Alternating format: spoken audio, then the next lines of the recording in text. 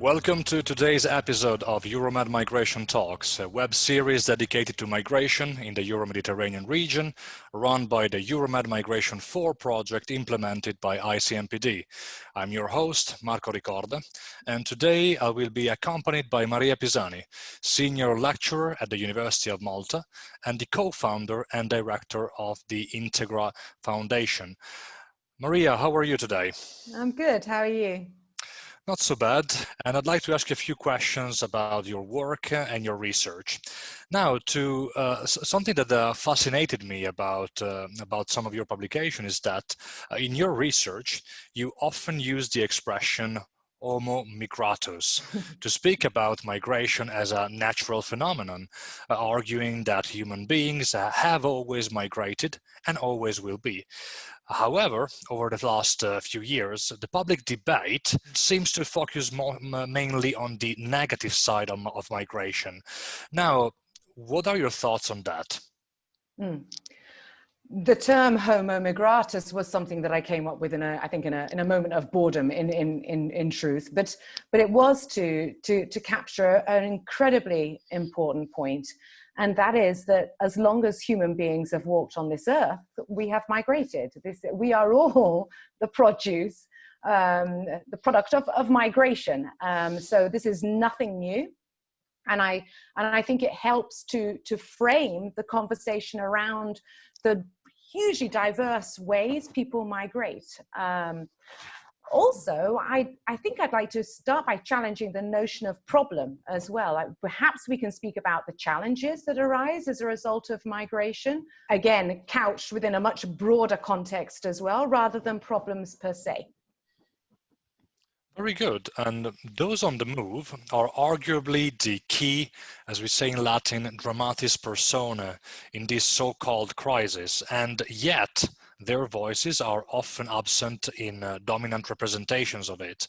Now, what would be your advice to ensure the heterogeneity of their stories could have a place in the debate? What would you recommend?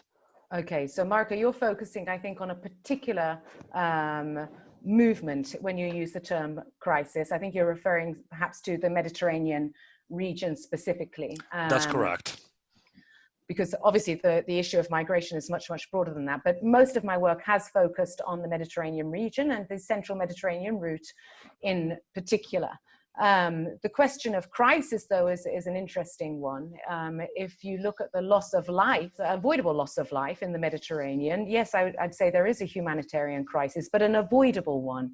At the end of the day, people cross the Mediterranean Sea because they have no safe or legal alternative. So I think it's important that we acknowledge this from the start off. In terms of voice and representation, as you rightly highlight, we can talk of mixed flows, but I think in real terms, different people migrate and different people are forced to move for different reasons. And to homogenize the experience and the people that are traveling on the boats would be a huge mistake. Ongoing research has demonstrated the diverse experiences, but also common experiences as well. In terms of representation and voice, this has always been a challenge for me personally as Maria. The risk in representing people and speaking on behalf of people who are crossing the Mediterranean, well, it comes with responsibilities. And I always feel when I speak, I have to be very careful not to recolonize voices.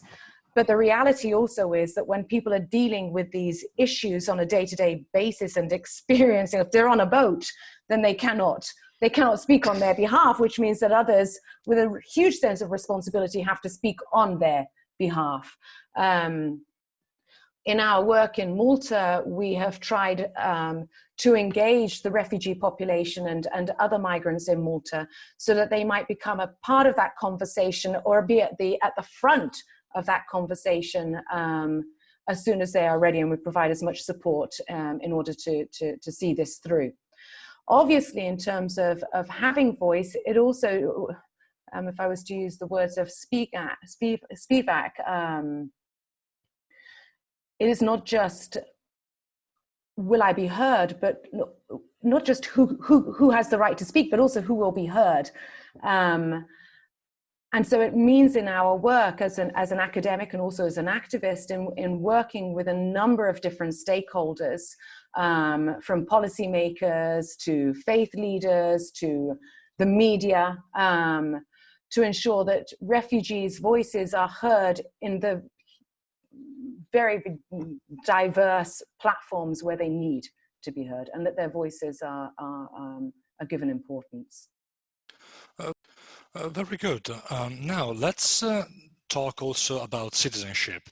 In your research, you often discuss the role of citizenship in the migration debate, speaking about citizenship as a state-sanctioned form of discrimination and evoking the place of the rights to rights in the discussion. Now, could you explain what you mean in using these terms?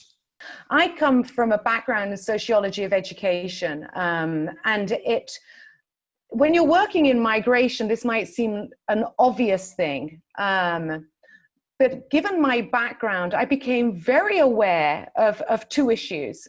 First of all, that we celebrate democracy as if it's uncritically, I would say, and we almost assume that everyone has the right to rights. I mean, why wouldn't we? This is the narrative that we've learned from day one.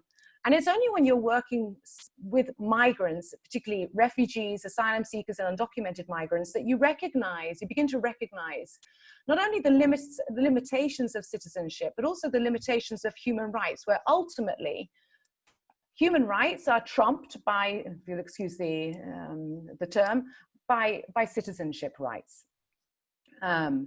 It's interesting, just recently I was looking at the history of voting rights in Malta, and it was just over 70 years ago that women were given the right to vote in Malta, and I believe 150 years ago, not long ago at all, the vast majority of men couldn't vote in Malta either, and there was a whole set of criteria. So we can look at the issue of citizenship first and foremost as, yes, exclusionary, because not everybody is able to participate in what is ultimately one of the most important decision-making processes in any given nation state, but also how the rights that we take for granted as citizens are denied to those people that are also denied citizenship. Now, I'm speaking from Malta, where it is incredibly difficult for some people to be able to get citizenship. And yet at the same time, we also sell citizenship. So citizenship becomes a commodity. Human rights have become a commodity. So I think it's hugely important that we raise questions and take certain terms that are, again, that I think we have learned to be uncritical, to take a very critical approach. Always recognizing the historical perspective and how what we might assume to be natural and taken for granted today does have a historical legacy and has evolved over time.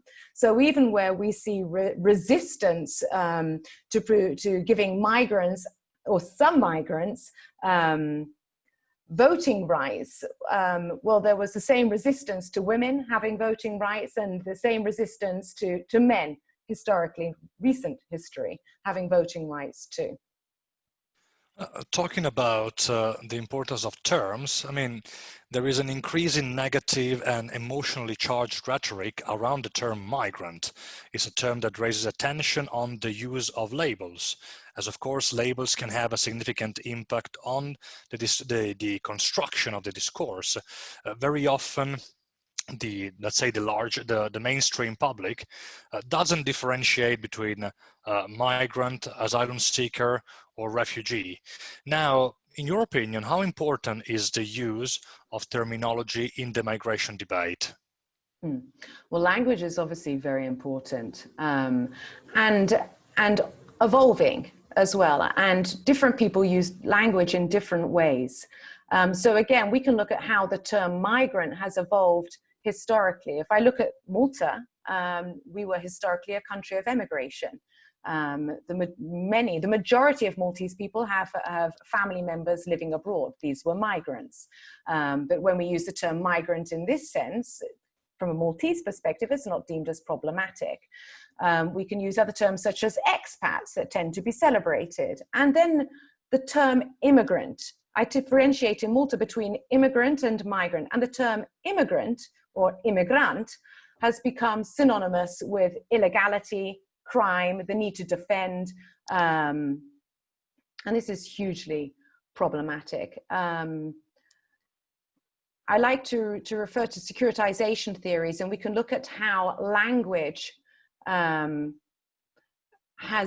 been used in a very particular way to construct the notion of invasion, of threat, and of threat by the other. And we can also look at how this other is also couched within a historical racialized discourse that has become very dangerous, because language feeds into lived realities, and people die as a result. People are illegally detained as a result. People are living incredibly difficult lives as a result of the language that some people knowingly choose to use, because this isn't an accident. This is an intentional strategy, if you like. So terms such as illegal, threat, invasion, they create fear, they construct fear, and this breeds division and violence in many forms. Now, my last question for you today is it's about communication. So your involvement in the field provides you with an opportunity to keep the, let's say, the dialectic relationship between theory and practice alive. Building on your experience, what is your advice to promote a better dialogue between academia and migration practitioners, so those who make actually migration policy? Well, I mean, ultimately, research provides the evidence base. Academics can provide the evidence base, and research, especially when we again, if we look at the broader context and the language that is being used and the passions, if you like, it's visceral. The conversations around migration are visceral. And so the need for, yes, emotional debate, but an evidence-based debate it comes to the fore. And I think academia has an incredibly important role in this regard, to cut through the noise, if you like, and to look at the different perspectives. I always take the refugee perspective and the migrant perspective to the fore, but to look at the different voices and the different stakeholders involved, and to sit down and dialogue and embrace the uncomfortable conversations. They are uncomfortable conversations, but they are unavoidable. Maria Pisani, thank you very much for staying with us today. It was a real pleasure to talk to you about this very sensitive and modern topic, and we wish you all the best for the continuation of your work. Thank you for having me.